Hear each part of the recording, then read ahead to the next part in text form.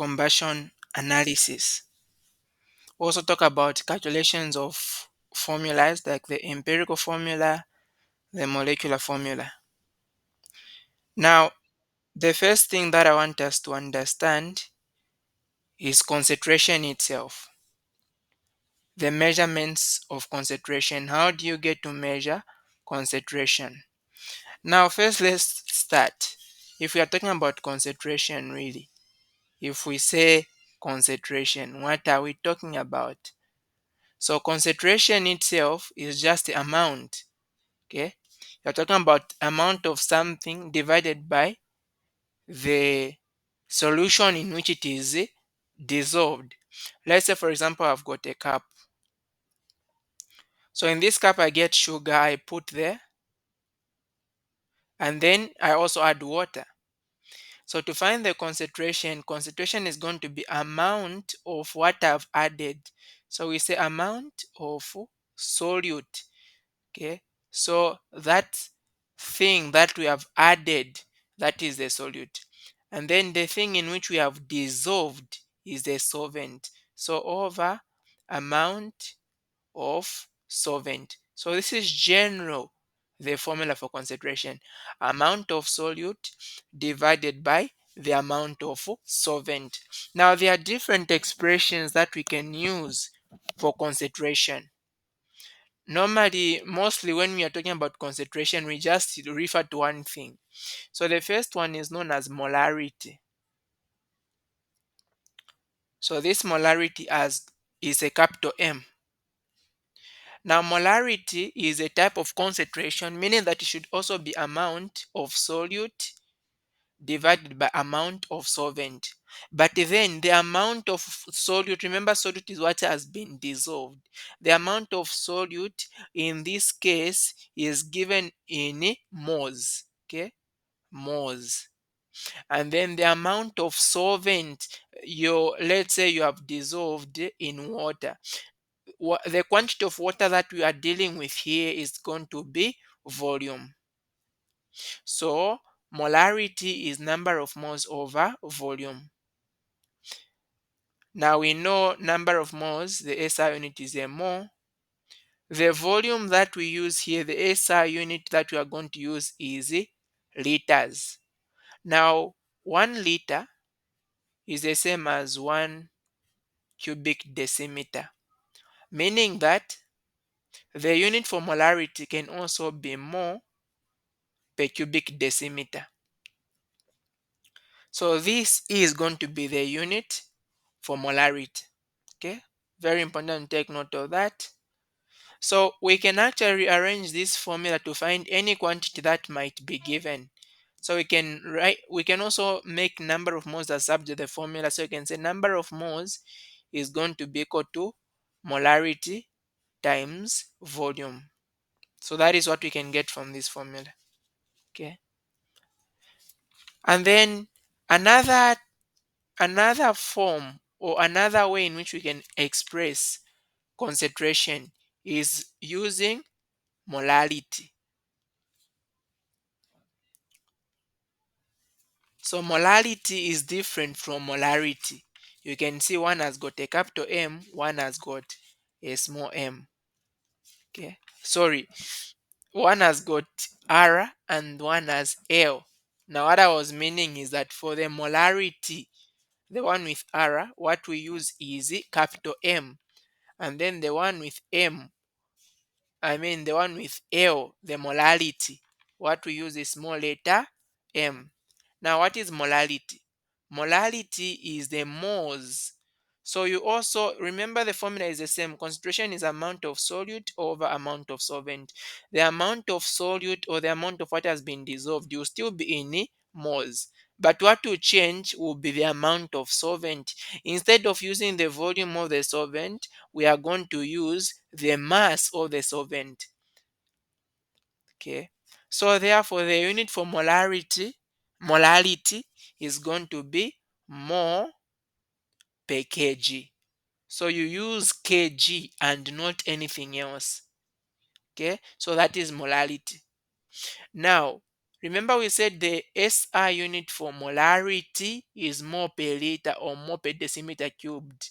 These two units, we also refer to them as a molar. You are going to see capital M. So instead of us saying 2 moles per liter, you will see in questions they've written 2 molar with capital M. So that is because that unit is the same as the molar. Same with mole per kg. Instead of saying, let's say 2.5 mole per kg, you see in some questions they are going to write, they might write just 2.5 molar, small m. So these two guys are different. If you use capital M, that is something else. Okay. So this is another one form of expression of concentration. Another way we can express concentration is in what is known as formality.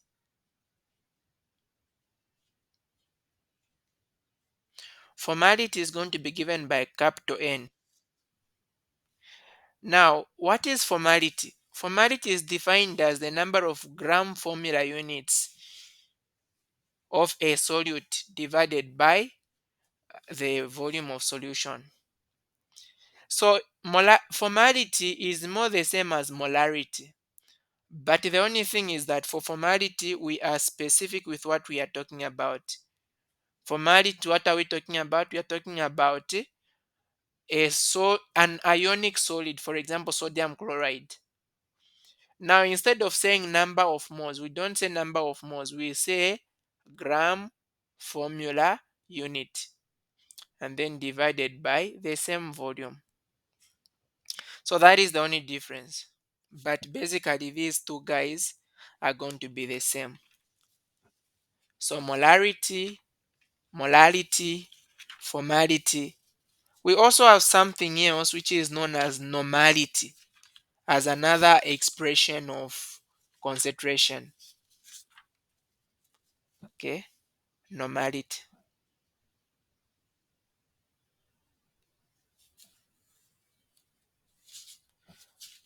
This is going to be, oh, I had used F for formality. This was supposed, I used N instead of F. The normality is the one which is supposed to be capital N. Now, what is normality? Normality, this one is just direct. Normality is going to be molarity multiplied by N. Now this N has got a meaning. Okay, so we're going to define normality as the number of gram equivalents of a solute divided by the volume.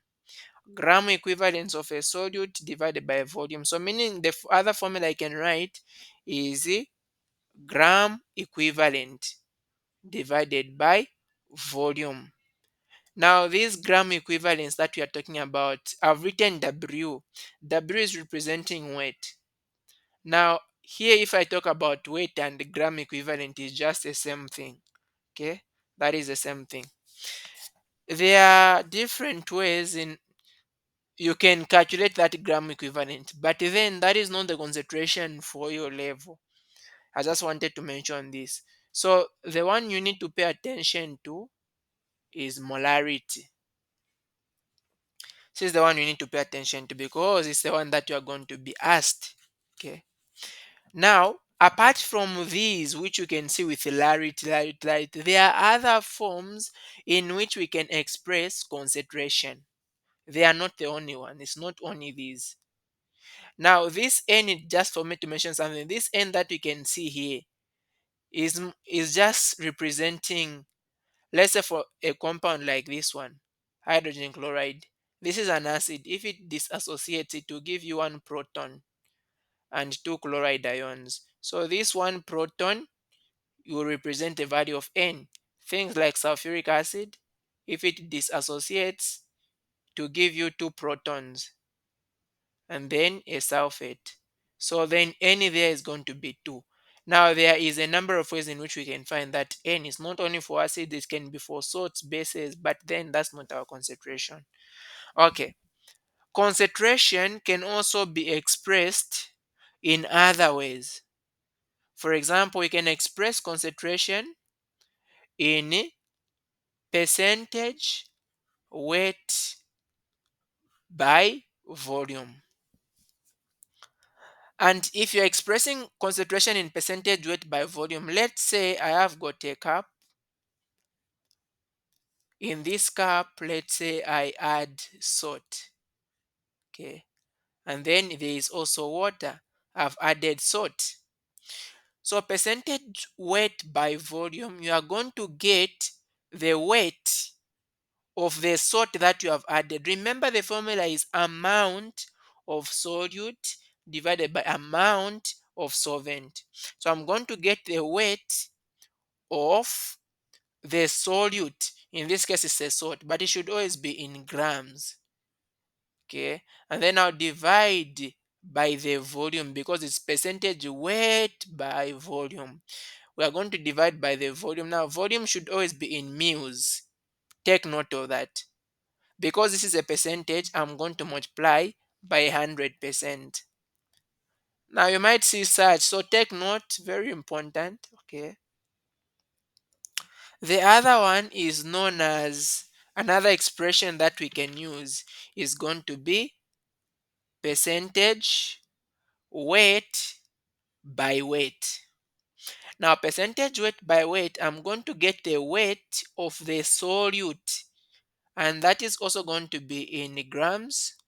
I'll divide by the weight of the solvent. It will also be in grams, and then I'll multiply by 100%.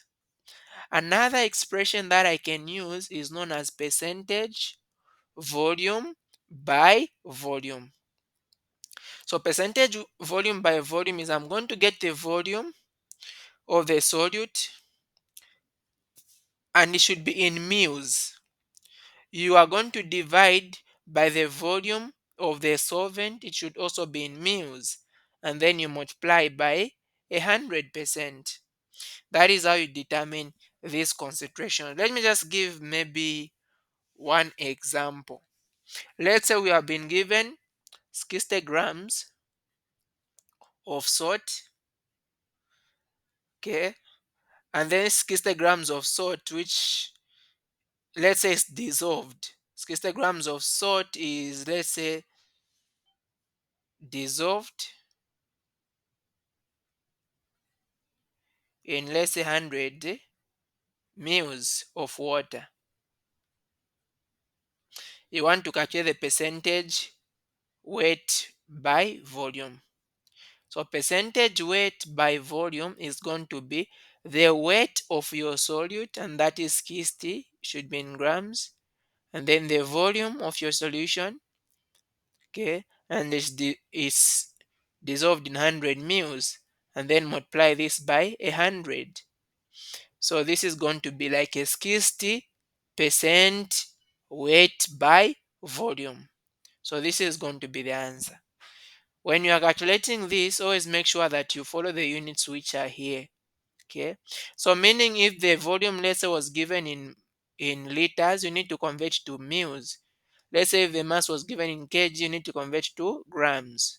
Very important. Now, you don't only express concentration in these forms that I've written here. You can as well express concentration in parts. So I can find the concentration in parts per million. Now the concentration in parts per million is going to be given by, it can be mass or anything, all right? It can be mass or volume. So let me just say amount of solute divided by amount of solvent. Because this is parts per million, I'm going to multiply by a million. A million is 10 to the power 6. Okay. So that is how you find the percentage parts per million. You can also have percentage parts per billion. So it's all the same. It is going to be amount of solute, that will represent, they still represent solute, divided by the amount of solvent. Let me write SV to represent solvent. So amount of solid over amount of solvent, but because this is a billion, just multiply by a billion, which is 10 to the power 9. You can also have percentage parts per trillion. Percentage parts per trillion is going to be amount of the same solute divided by the amount of the same solvent, but multiplied by a trillion. Trillion is 10 to the power 12.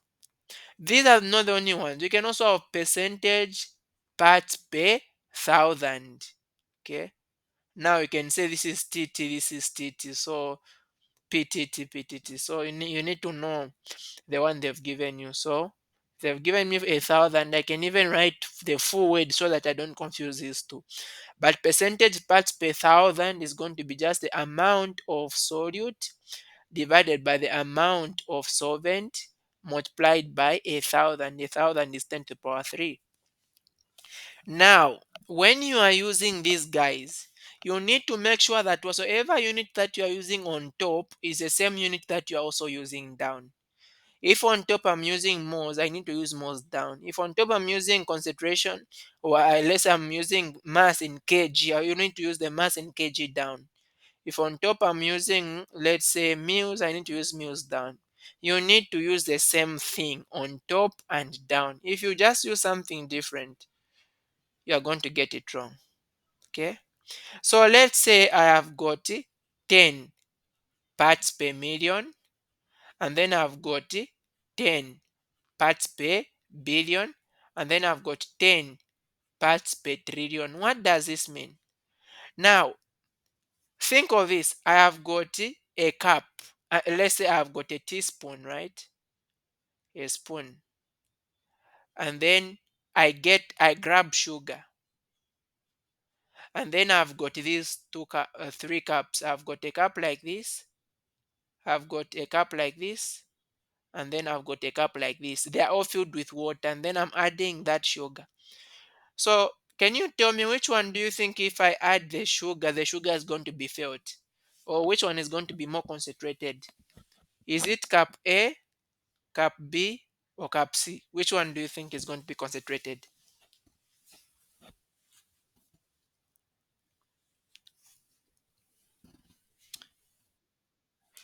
Yes, it's A, okay? Because you have got a small portion in which you are dissolving something.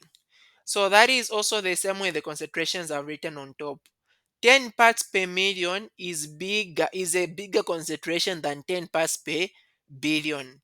And 10 parts per billion is a bigger concentration than 10 parts per trillion. Like I have got 10 parts in a trillion. Think of this. I have got 10 drops. I drop them in an ocean. The same 10 drops, I drop them in a river. The same 10 drops, I drop them in a cup. So a million is smaller, a billion is big, trillion is biggest. So the smaller the thing that you are dissolving something in, the higher the concentration. Okay? Is that clear?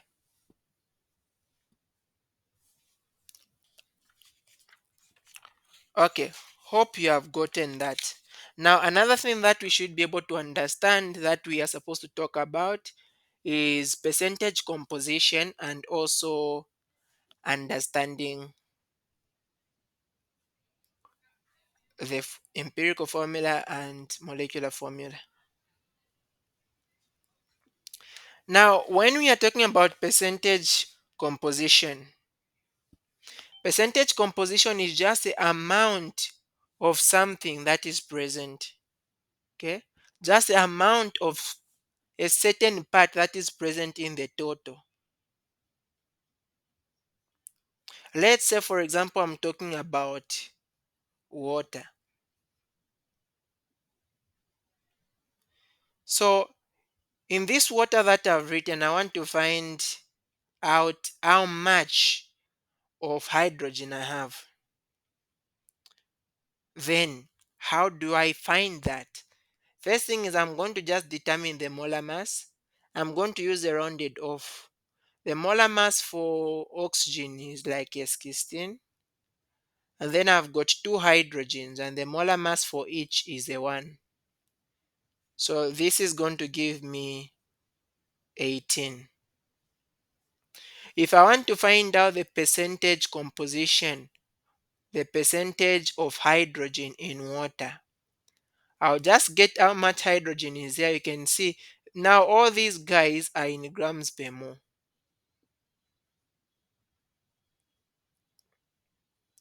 That value that you get on the periodic table is in grams per mole. So the percentage of hydrogen will be the amount of hydrogen in this compound. You can see that is only 2 grams per mole. Now you divide by the total, which is 18, and then you multiply by 100. That will give you the percentage composition, and that is going to be like 11%. If I want to find out the percentage of, say, oxygen, it's going to be amount of oxygen, that is 16, and then I'll divide that by the total compound, which is 18, and then I'll multiply by 100%. Okay, and that is going to be able to give me, it's going to be like 89%. So that is the amount of oxygen. That is what referred to as a percentage composition. Just a percentage of a compound in a total. Percentage of a part of a compound in the entire compound. Okay. Now imagine we've been told, you've been given 2 grams of a compound, and I can give any example of a compound. Let's say we've been given 2 grams of sulfuric acid. Now they ask us to find how much of sulfur is present in this amount of sulfuric acid that we have. How much of sulfur is present? So the way you do that one is you are going to get your same sulfuric acid that you have here. Find its molar mass. So we're going to say 4 because we have got 4 oxygens. The molar mass for oxygen, I'm just going to use 16, but you use the one on the periodic table we've been given. And then I'll get the molar mass for sulfur. We only have one molecule of sulfur, and each sulfur from the periodic table is like a 32. And then hydrogen, we have got 2 of them, and each one the molar mass is a 2.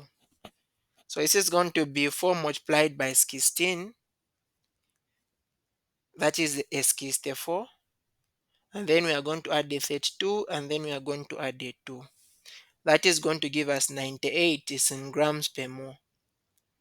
So if I want to find the percent composition of sulfur, it's going to be the amount of sulfur which I have, and the amount of sulfur that I have here is a 32. I'll divide by the total, which is 98, and then I'll multiply by 100. Okay, so this is going to be like a 32.7%. That is how much sulfur is in this compound. But then we have got 2 grams of sulfuric acid. So how much sulfur is going to be there? So we are going to find what is going to be 32.6% of 2 grams, which is basically 32.6 over 100, and then times 2. Okay. So that is going to give us like 0.65. This is going to be grams because the mass we are multiplying is in grams. This is going to be the mass of the sulfur in this compound. Is this making sense? Okay.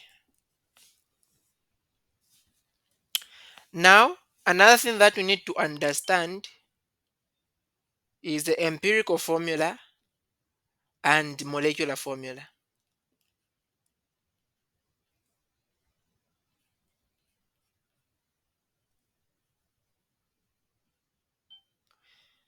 So empirical and molecular formula. So what are these really which we are talking about? Now the first thing I can write, let's say the formula for glucose. Glucose is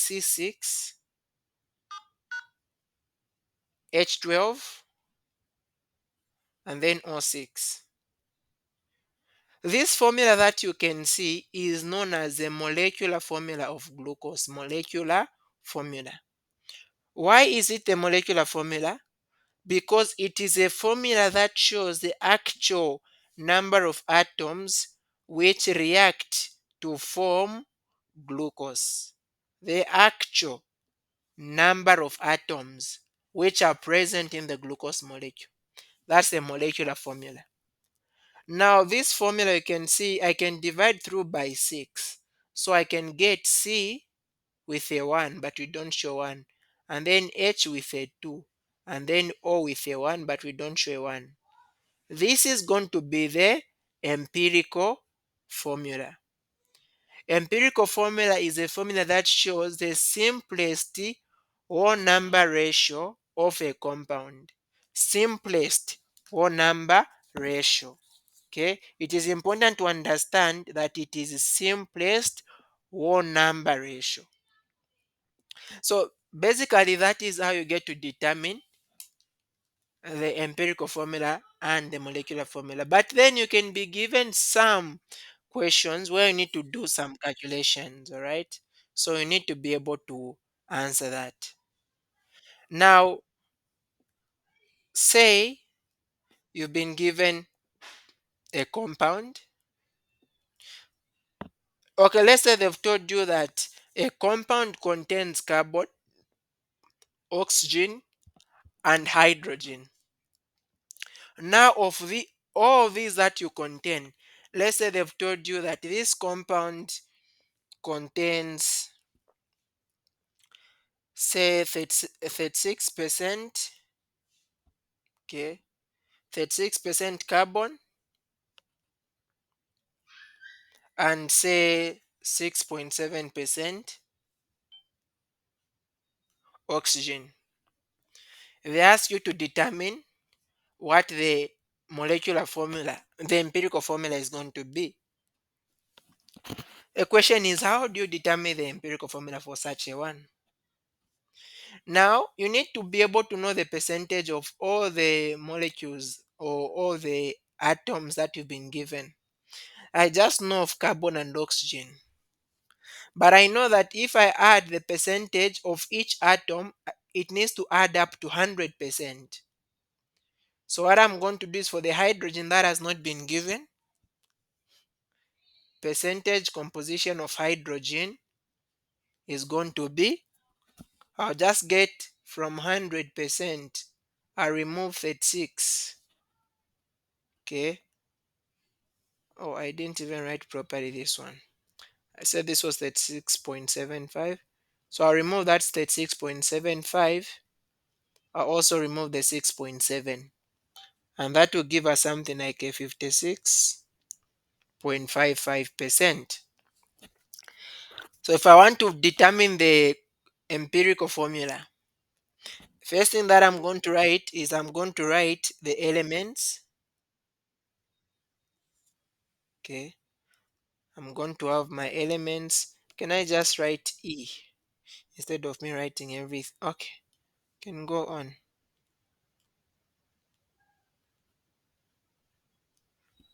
So the elements which we have got carbon, oxygen, and the hydrogen. The next thing that I'm going to write is their percentage by mass or their percentage composition. For carbon, you can see that is a 36.75. For oxygen, that is a 6.7. Hydrogen, that is a 56.55. And then the next thing that I'm going to do is I'm going to find the mole. Okay, I'm going to find the moles. But how do you find moles? Moles is given by mass over molar mass. The molar mass of carbon is around 12. So I'll say 36.75 divided by 12. So that is going to give me like a 3 as the molar mass. If we go to oxygen, Oh, the way I've even written this one, I think I'd swapped these two guys. We're not going to get anything. So what this one we are given was for hydrogen. So what we are calculating for was for oxygen. Just try to change that because okay. So meaning that oxygen, the one you have found is a 56.55. Then hydrogen is 6.7. Okay. Now to find the molar mass of oxygen, get the percentage by mass. Please, you don't get the actual mass if they've given you. Find the percentage compositions. And it's a percentage composition that you are going to put here. And I've already talked about how you find the percentage composition. So we're going to get the percentage by mass of oxygen and then divide by its molar mass. The molar mass of oxygen is around what? Around 16. But you use the one that they've given you on the periodic table that they give you. So if you divide 56.55 by a 16, you are going to get something like a 6.6. The next one is the hydrogen now. Oh, sorry, this one is not a 6.6 but a 3.5.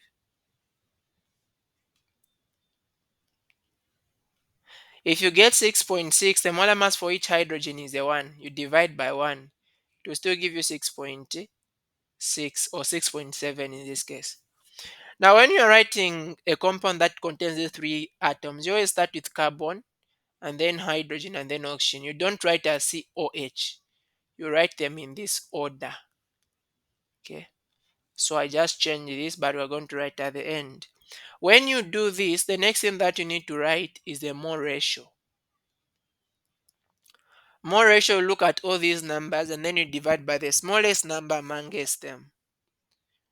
Now, if you divide 3, you can see 3, 3.5, 6.7, 3 is the smallest. So 3 over 3 is the 1. 3.5 over 3 is going to be, let me first punch that. So what you need to be very careful when it comes to rounding off. Okay, 3.5 divided by 3. This is giving me like a 1.1.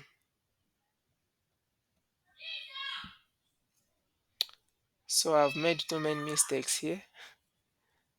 If we divided the 56.55, oh, the thing is I'm using wrong values with what I already wrote down. So this one is a 3.5. If we divide 3 divided by 3.5, the answer that you are going to get to be this number, 1.16666. So please, it's not every number that you round off. Take note of that. It's not every number that you round off. Numbers like this you don't round off. And then if we get 6.7, you divide by 3, you are going to get nearly a 2. You round off. Because let me try to pan 6.7 divided by 3. It's like 2.2233333 like that. Now for such numbers, especially when they are recurring, you can do something. When they are recurring, I'll teach you this topic in mathematics. You're supposed to convert them to a fraction. Okay, to a fraction. But then how do you do that? So that one, I can just tell you, you are going to understand how to convert. But then what you do is when you're converting a number to a fraction, this number that you've been given is 2.233. So you can write x is equal to 2.233. I can just put on top. I can just write 1 3 because the 3's are repeating, right? Can just write 1 3 and put a dash on top. That means that it is repeating. Next thing that I'm going to do is I want a decimal point to move from where it is here to here.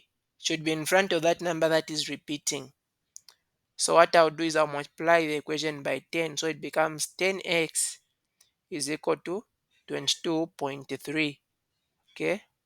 After I do that, the next thing is I want to the repeating the decimal to be behind. It is in front, but now it should be behind the number that is repeating.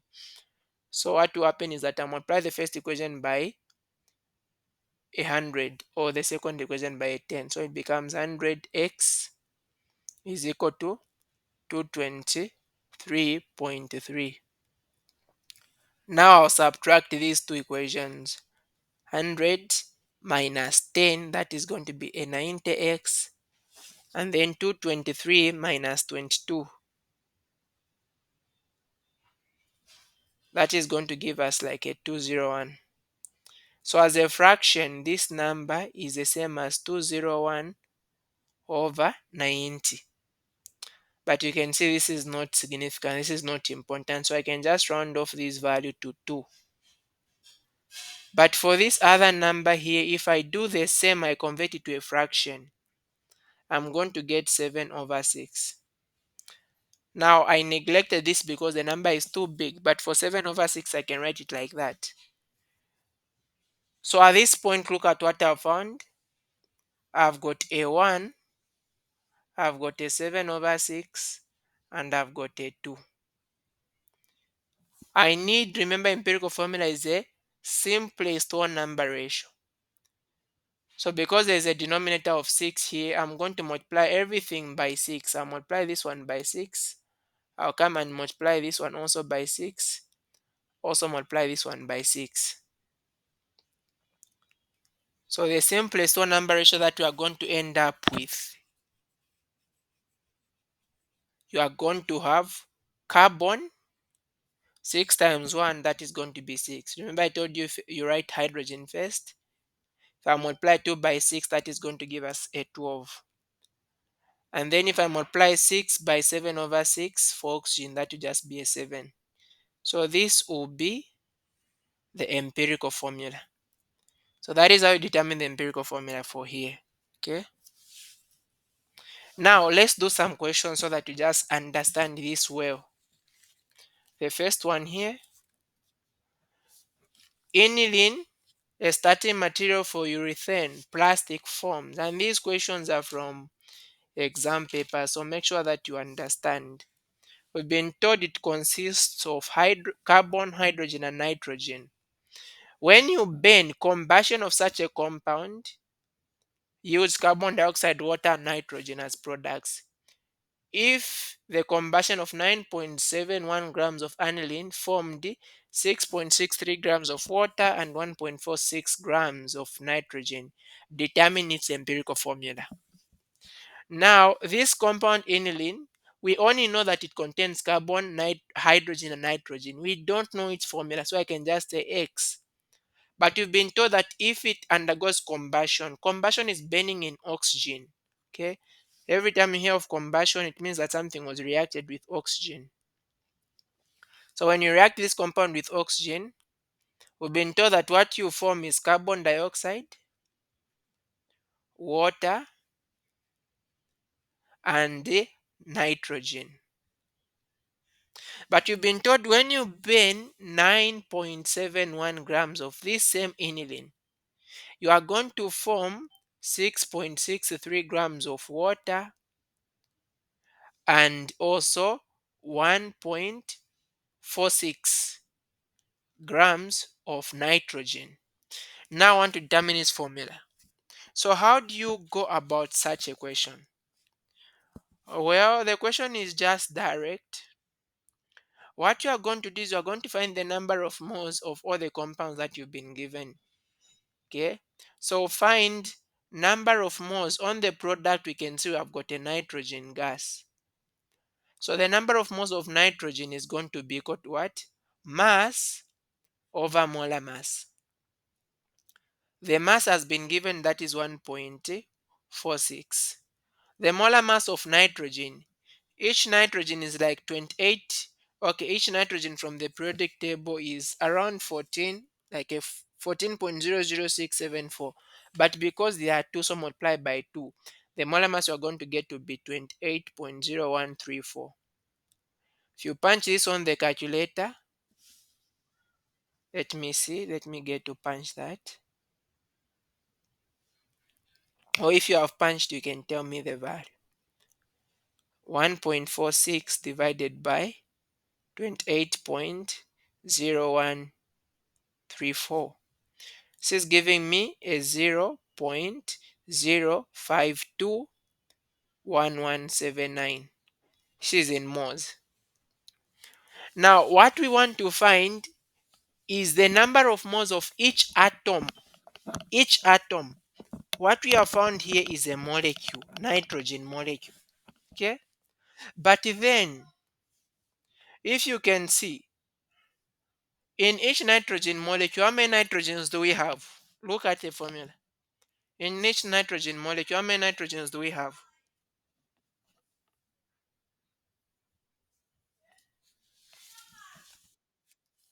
Yes, we have got two nitrogens in each molecule.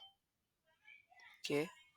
Meaning if I find the number of moles of one molecule, I should just multiply it by 2, then I've found the number of moles for two atoms. Remember, in each molecule, so what I'm saying is this: number of moles of nitrogen is going to be 2 times the number of moles of nitrogen molecule. If I find the number of moles of a molecule, to find the number of moles of an atom, I'll just multiply it by 2, because in each molecule I've got two atoms. Okay? In other words, one molecule contains two atoms. That's what we are saying. One molecule contains two atoms. So this is going to be equal to 2 multiplied by 0.0521179, and that is going to give us like 0.1042 moles. So this is going to be the number of moles of each nitrogen. So I can write it here. Number of moles of nitrogen is 0.1042 moles. Is this okay?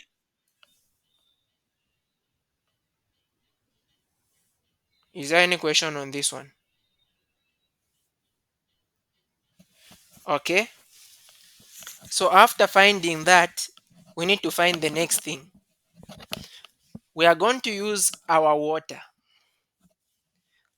Now from water, what are we going to find? We are going to find the number of moles of hydrogen. Now I want to find the number of moles of hydrogen and not of oxygen for a reason. And we are going to understand why I'm saying so. So let's first find the number of moles of water. Number of moles of water is given by mass over molar mass of water. The mass here is 6.69. The molar mass for water is 18.0154. We need to punch this value in the calculator. Okay. So whatsoever value that we are going to find here, it's going to be in moles. But look at this. In each water molecule, how many hydrogens are there?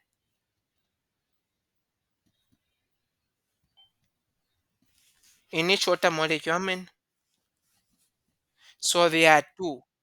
Yes. So if I want to find the number of moles of hydrogen, I'll multiply 2 by the number of moles of water. So this is going to be equal to 2. The number of moles of water we have found by 6.69 divided by 18.0154. And this is going to give us, if we punch on a calculator, 0.736 moles. So I can also write here number of moles of each hydrogen is 0.736 moles. Now, what we need to understand is this: mass is not made, mass is not destroyed. It can only be converted from one form to another. So what does that mean? The meaning of that is, remember, for this compound aniline, we've been told that it contains carbon, contains hydrogen, and nitrogen. So if I had nitrogen here and I've got nitrogen on the product, it means all the nitrogen which was on the reactant side is all the nitrogen that has gone to the product side. And then I had hydrogen here. I also have hydrogen here. It means that this number of moles of hydrogen that I found is the total number of hydrogens which was on the reactant. I couldn't use oxygen. Why? Because I have oxygen here, but on the product I've got oxygen here and oxygen here. I will not know how they are distributed. So that is why I found those which are only found at one point alone. Now I found the number of moles of nitrogen, the number of moles of hydrogen. I can convert these guys to mass. Okay. So let me find the mass of nitrogen. And mass is given by number of moles times molar mass. So the number of moles of nitrogen is 0.1042. Multiplied by the molar mass of nitrogen. Molar mass of nitrogen is 14.00674. So that is going to give us a 1.4595 grams. And then you also find the mass of hydrogen. It's also given by the same formula, number of moles times molar mass. The number of moles 0.736. But the molar mass for hydrogen is 1.008 from the periodic table. And that is going to give us a mass of 0.741888 grams. So this is the mass which was converted to the product for nitrogen. This is the mass that was converted to the product for hydrogen. So everything which was on the reactant has gone to the product because this was complete combustion.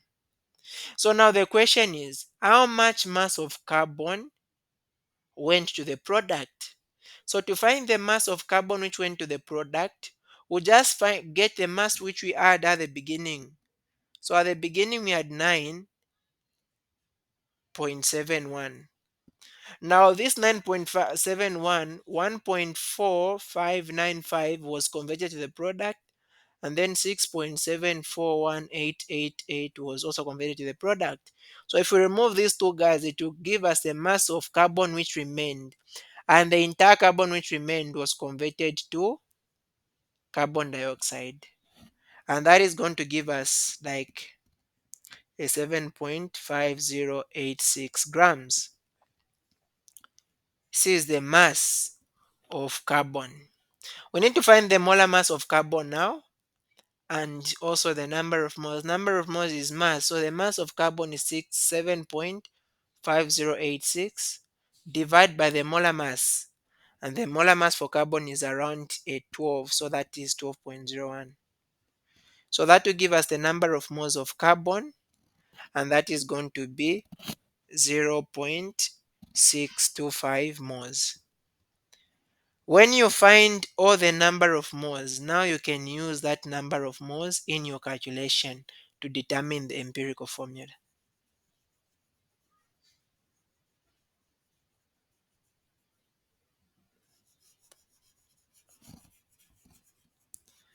So therefore, to find the empirical formula, how do you go about it? Empirical formula, the first thing that we're going to do is we're going to write our elements. So for the elements of the compound that we don't know, we have got carbon, we have got hydrogen, we also have nitrogen. We'll write their moles. For here, we don't need to write the percentage composition because we already have moles. So the moles for carbon, that is 0.625. For hydrogen, that is 0.736. For nitrogen, that is 0.1042. So the next thing we need to find is the mole ratio. Look at these values and determine the smallest number. The smallest number here is 0.1. So divide everything by 0.1. If you divide, this is going to give you 6, this will give you 7, this will give you a 1. Meaning that the empirical formula therefore is C6H7 and N1, but you don't show that one. So just write it like this. So this is going to be the empirical formula for this compound. Just to make sure that we understand, let me just use this one more example. A 2-gram sample of a compound gave 4.86 grams of carbon dioxide and 2.03 grams of water upon combustion. Find this empirical formula if it only contains carbon, hydrogen, and oxygen. So also here we don't know the compound. Let me put X, but we know that on combustion it gave us carbon dioxide and water. Okay, and we've been told that 2 grams of this compound was burnt. And then how much carbon dioxide? It gave us 4.86 grams of carbon dioxide and then 2.03 grams of water. To find its empirical formula, look, we know the mass of carbon dioxide. So from the mass of carbon dioxide, already we know that this compound contains carbon, hydrogen, and oxygen. So I should be able to know the mass of carbon, which is on the product, the mass of hydrogen also on the product. Okay. I can't use oxygen because I also have oxygen here. I don't even know anything about it. Because if I add this mass of oxygen with the mass of oxygen in the compound, that will determine how much oxygen is on the product side because mass is neither made nor destroyed. If you look in carbon dioxide, for each mole of carbon dioxide, okay, in one carbon dioxide, you only have one carbon. And the meaning of that is that if I find the number of moles of carbon, it means that I've also known the number of moles of carbon dioxide. And if I've known the number of moles of carbon dioxide, I also know the number of moles of carbon because carbon is only one in carbon dioxide. Now, the number of moles of carbon dioxide can be found as mass over molar mass. The mass is 4.86. The molar mass of carbon dioxide is a 44.0088 on the periodic table. This is going to give us 0.1104 moles. And then let's go to water. I should be able to find the number of moles of hydrogen in water. Now, number of moles of each hydrogen. Remember in water you have got two hydrogens. So if I in one water molecule I have got two hydrogens, meaning that the number of moles of hydrogen is going to be twice the number of moles of water because in each water molecule there are two hydrogens. So this is going to be 2. The number of moles of water is given by mass over molar mass. Mass of water is 2.03.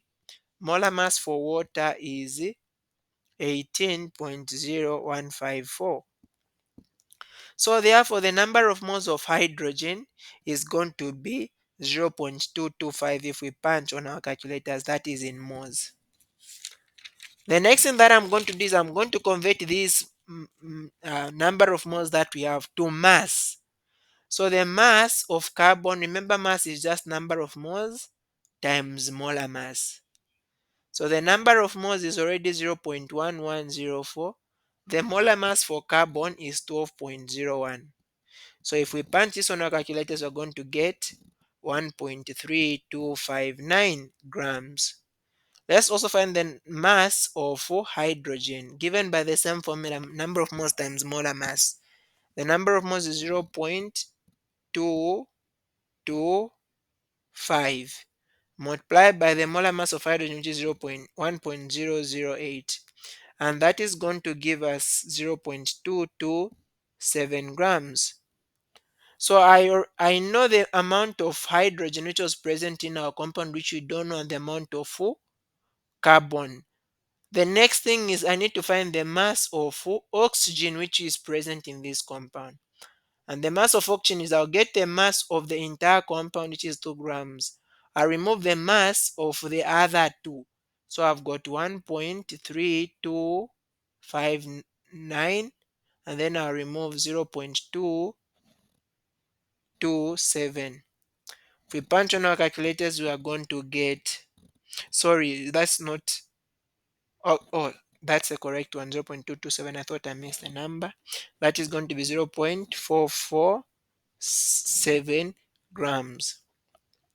After I find the mass of oxygen, I need to convert it to number of moles. Remember, the aim is to find the number of moles of each compound.